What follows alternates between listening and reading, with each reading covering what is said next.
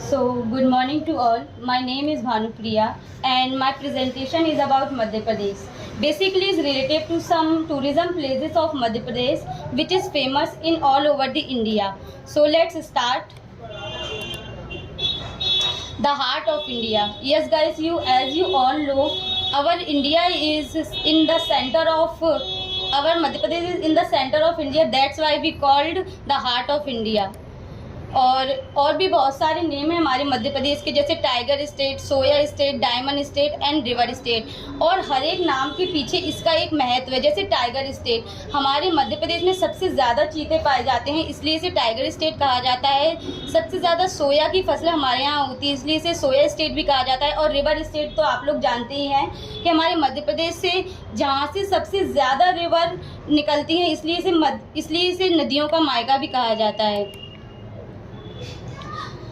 ये कुछ basic points हैं जो हम सभी as we are living in Madhya Pradesh, तो हमें पता होना चाहिए। हमारा Madhya Pradesh second large of India है, क्षेत्रफल की दृष्टि से वो सेकंड प्लेस रखता है पूरे इंडिया में, और वो इंडिया के सेंटर में है। हिस्टोरिकल उसका महत्व बहुत ज़्यादा है, ऐतिहासिक, धार्मिक और अपने कल्चर के कारण ही वो पूरे इंडिया में जाना जाता है। और ना केवल इंडिया में, पूरे ऑल ओवर दी वर्ल्ड से उसे लोग घूमने आते हैं। बहुत ब्यूटीफुल प्लेसेस यहाँ पे हैं और हिंदू धर्म से रिलेटिव बहुत सारे टेम्पल आपको यहाँ देखने मिल जाएंगे। ये प्यारा सा हमारा मध्य प्रदेश है, आप देख सकते हैं।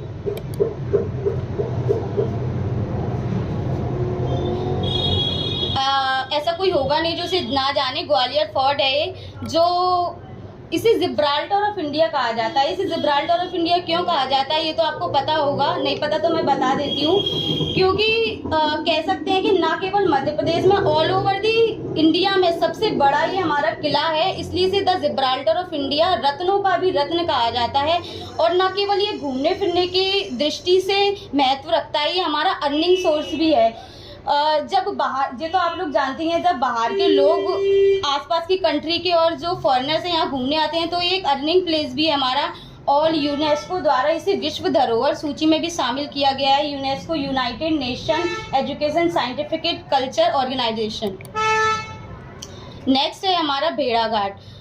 बहुत सारे लोग जो जबलपुर के आसपास होंगे तो उन्होंने देखा ही होगा, ये जबलपुर के आसपास ही है और कह सकते हैं इंडिया का बिगेस्ट वाटरफॉल है। बहुत सुंदर, बहुत ब्यूटीफुल है ये। नेक्स्ट है